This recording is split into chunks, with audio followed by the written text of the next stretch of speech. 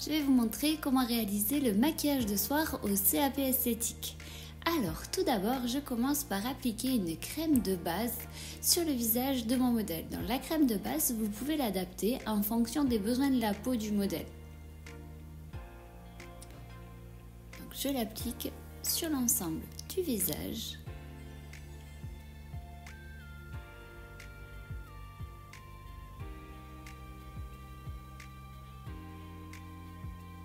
Puis, je vais choisir la couleur du fond de teint. Donc pour ça, j'applique un petit peu au niveau de la mâchoire, voir est-ce qu'il correspond bien à sa carnation. Donc l'idéal est de ne pas prendre une teinte au-dessus ni au-dessous, mais prendre quelque chose qui colle parfaitement à la carnation du modèle. Donc là, j'utilise un fond de teint fluide, mais vous pouvez utiliser un fond de teint compact. En fait, il faut que le fond de teint soit assez couvrant pour le maquillage du soir. Donc vous l'avez compris, le teint doit être parfait. Il doit paraître velouté et surtout sans défaut. Donc là, je l'applique avec le pinceau à fond de teint sur l'ensemble du visage du modèle. Je l'étale bien pour qu'il soit en couche fine. Il ne faut pas qu'il y ait de démarcation.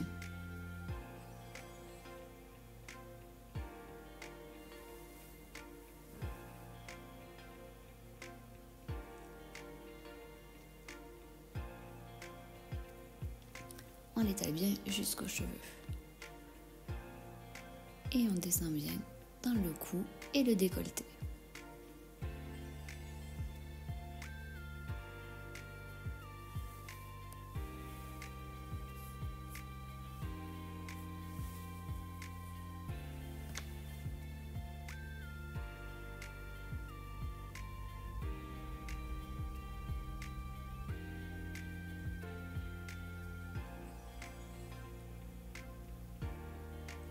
Le teint est une étape très importante du maquillage. J'ai terminé d'appliquer le fond de teint. Ce que je vais faire, je vais camoufler ces petites imperfections. Alors ça, c'est une étape qu'on peut faire avant le teint si jamais les imperfections sont grosses, sont très colorées. Là, ce sont de petites imperfections, donc vous allez prendre la couleur complémentaire à l'imperfection et on va tapoter avec le petit pinceau anti-cerne. Ensuite, je vais corriger les cernes de mon modèle, donc avec de l'anti-cerne. Et j'utilise le pinceau à anti-cerne. Donc je vous disais, pour les imperfections, on peut le faire avant le teint, s'il y a beaucoup d'imperfections, et faire juste des rectifications après avoir appliqué le fond de teint. Là, étant donné qu'elles sont petites, je fais directement après le fond de teint. J'étale bien mon anti-cerne.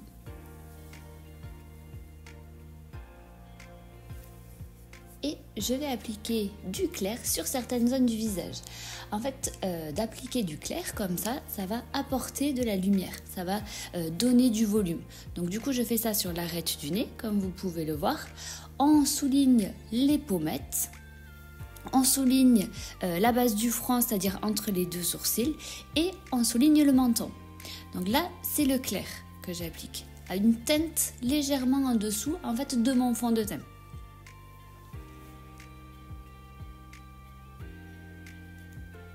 Ensuite, à l'inverse, je vais prendre une couleur foncée, donc plus foncée que mon fond de teint, et je vais corriger en fait les volumes, je vais adoucir les angles.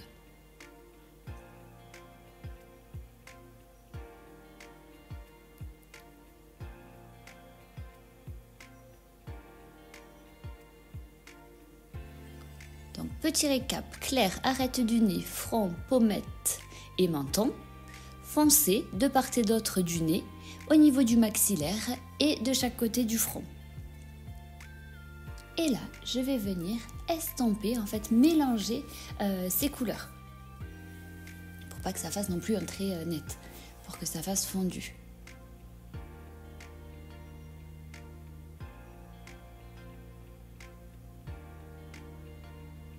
On les dégrade en fait avec l'ensemble du fond de teint avec un pinceau.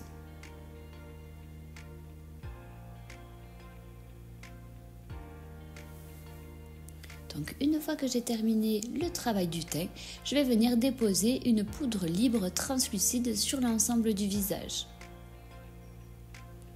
Et je l'applique avec le pinceau à poudre. Ça va permettre de fixer mon teint.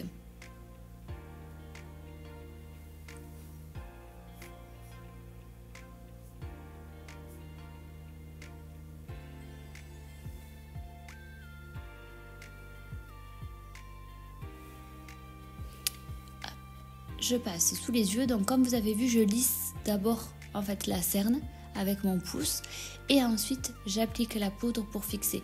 Ça évite, vous savez, d'avoir des petites stries au niveau de la cerne. Parce que parfois, du coup, quand on ferme les yeux, du coup, ça fait des petites ridules au niveau de la cerne et le fond de teint va venir se positionner là.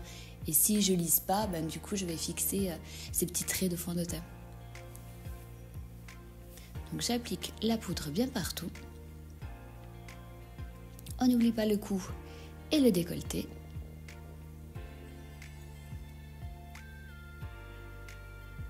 Et ensuite, je vais venir travailler mes sourcils. Donc là, j'utilise un pinceau biseauté et je vais utiliser un fard crème pour dessiner les sourcils. Donc j'ai choisi un fard crème parce que du coup, ça souligne davantage les sourcils.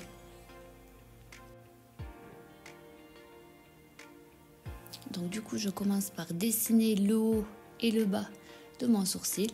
Je remplis la queue du sourcil et ensuite, je viens à la base du sourcil en fait avec le fard qui reste sur mon pinceau. J'en rajoute pas pour que ça fasse un effet dégradé.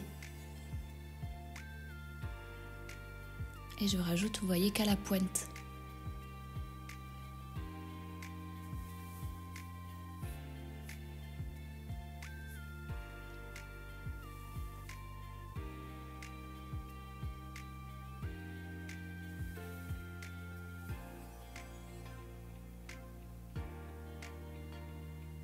Je viens les discipliner avec la brosse à sourcils. Ça me permet aussi d'étaler en fait le fard crème du sourcil.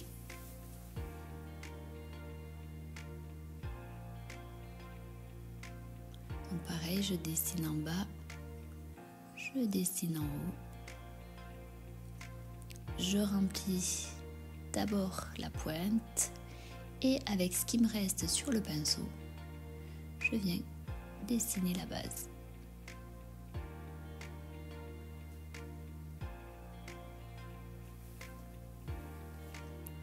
Et comme tout à l'heure, je viens brosser le sourcil. Ça permet aussi d'enlever l'excédent.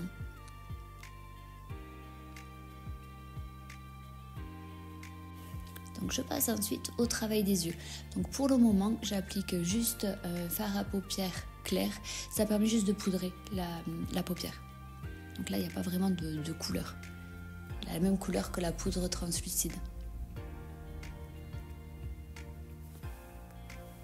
Ensuite, je prends un pinceau biseauté. Je prends une couleur foncée. Et là, je vais venir tracer mon contour de l'œil. Ça va me donner une base. Et je le fais œil ouvert. Parce que des fois, si on le fait œil fermé et ensuite on demande à la cliente d'ouvrir l'œil, si elle a la paupière un petit peu tombante, du coup, vous allez avoir votre fard à paupières trop bas. Une fois que j'ai positionné le fard à paupières, donc comme vous le voyez, je prends le crayon, un crayon noir, et je vais venir tracer le contour de l'œil avec le crayon. Je fais ça tout autour de l'œil, au ras des cils supérieurs.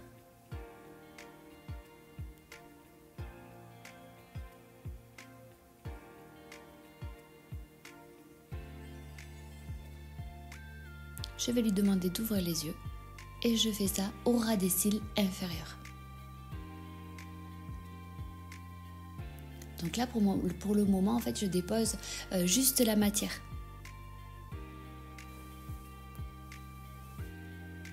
Donc j'ai déposé la matière, je vais reprendre mon pinceau biseauté et là, je vais venir étirer le trait de crayon sombre que j'ai appliqué au contour de l'œil.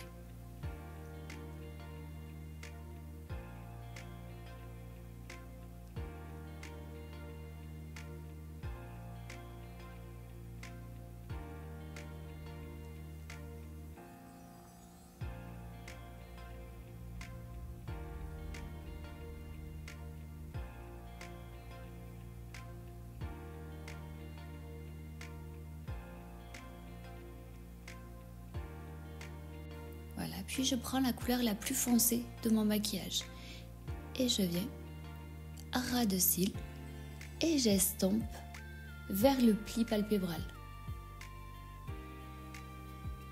Donc je remonte cette couleur foncée et je reste quand même dans l'angle. En fait, j'ai tracé du coup ma base avec le crayon. Du coup, je sais que je ne dois pas aller en dessous.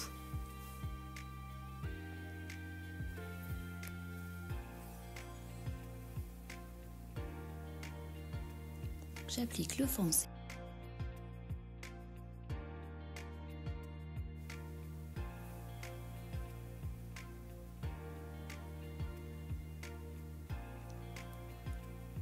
Je reprends le foncé. Donc là, le foncé, moi j'ai pris du marron mélangé à du noir.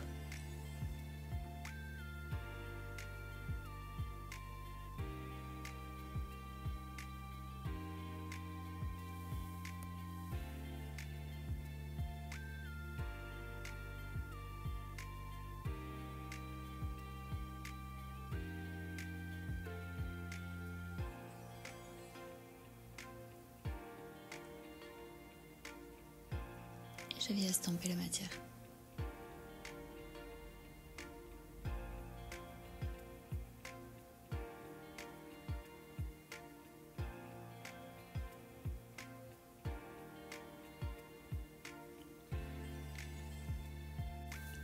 Et pour une intensité un petit peu plus importante, je viens rajouter encore du noir.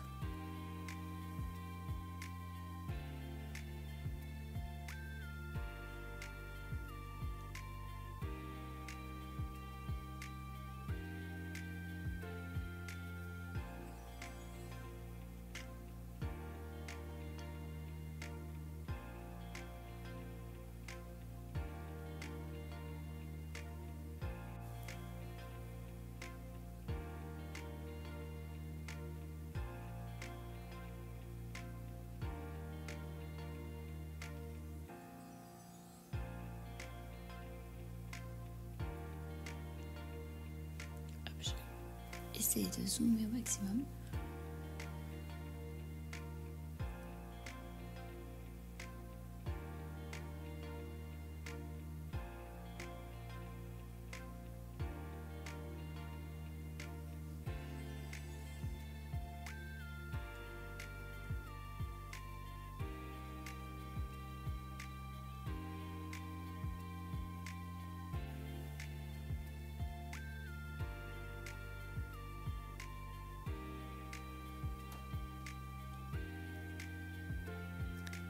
Je viens ensuite rajouter une couleur intermédiaire.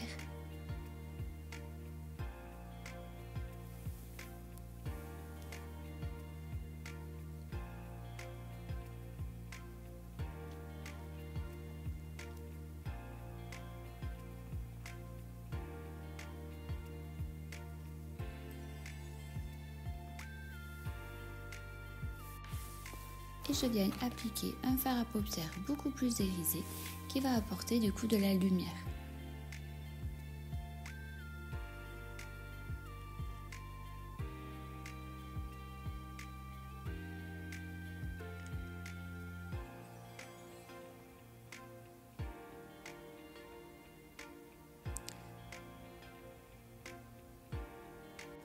Alors il peut y avoir des chutes avec le fard à paupières comme là, du coup vous avez juste à utiliser le pinceau poudre pour enlever ces chutes. Vu que j'ai bien poudré mon fard dessous, ça part tout seul sans tacher.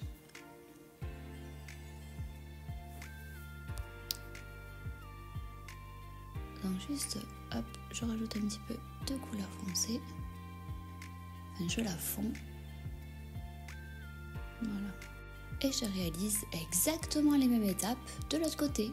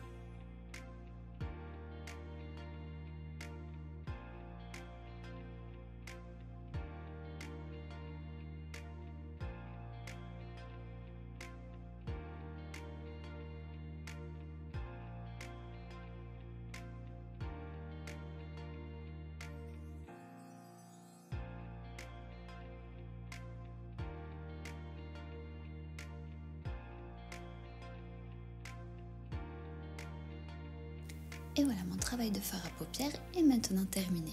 Je vais donc passer à l'application de l'eyeliner. Donc pour cela, j'utilise un eyeliner cake et que je mouille en fait avec de l'eau et le pinceau eyeliner. Ça va me permettre d'intensifier mon regard. J'utilise un eyeliner noir.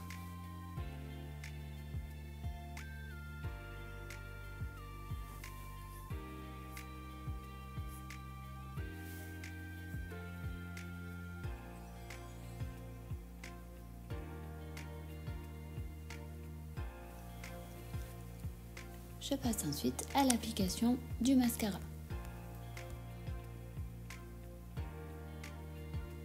Donc je demande à ma cliente de regarder légèrement vers le bas, ça évitera de tacher la paupière. Vu qu'on vient de réaliser le travail avec le fard à paupières, on va éviter de remettre du mascara dessus.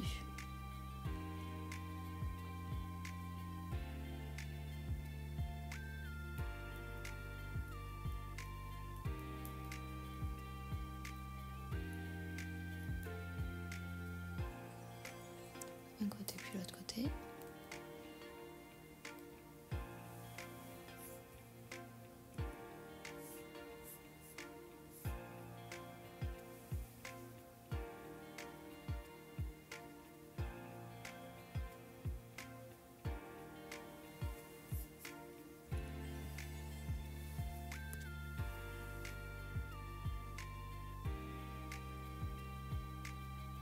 Je peux ensuite passer à l'application des faux cils. Donc là, j'utilise des faux cils à franges que j'ai coupés pour un alignement parfait avec les cils de mon modèle. J'ai appliqué la colle et je vais venir tout simplement me coller la frange de cils au cil naturel.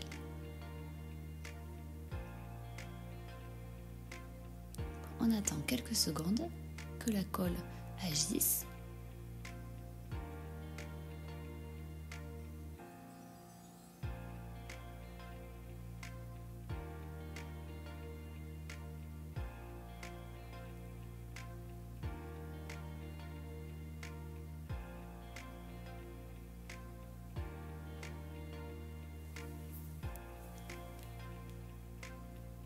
Donc les faux cils pour un maquillage de soir, ils sont indispensables.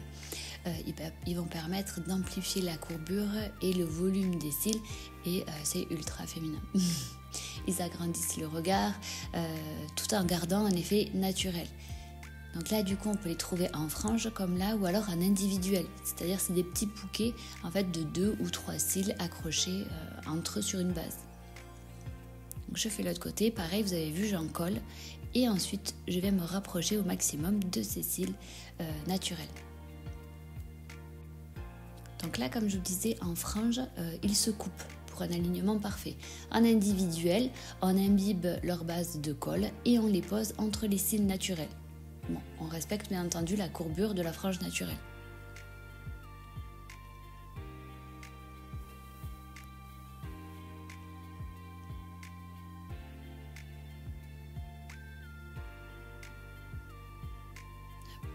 J'ai des cils naturels qui se sont encollés un peu à la frange, voilà.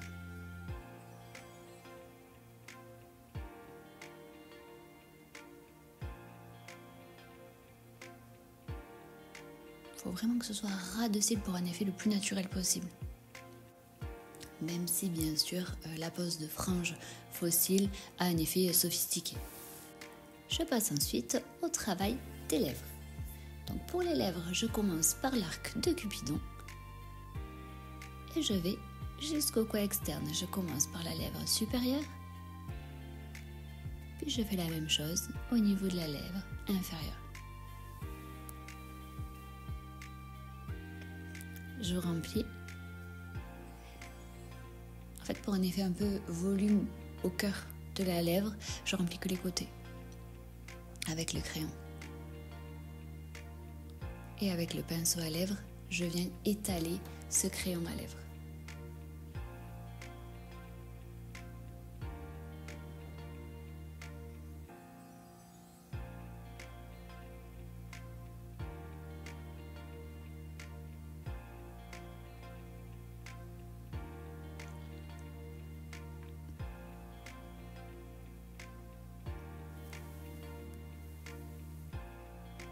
Je prends ensuite mon rouge à lèvres.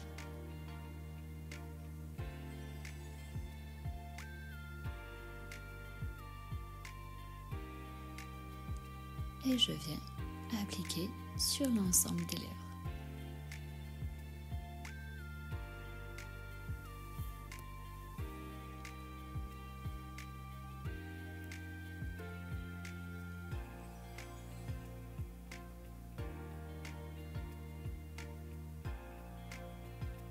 On n'oublie pas le blush.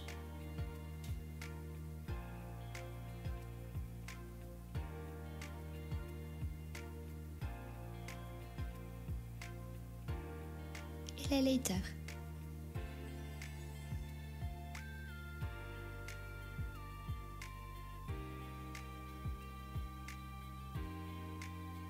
Que je remets sur les points lumière. Et voilà, le maquillage soir est terminé.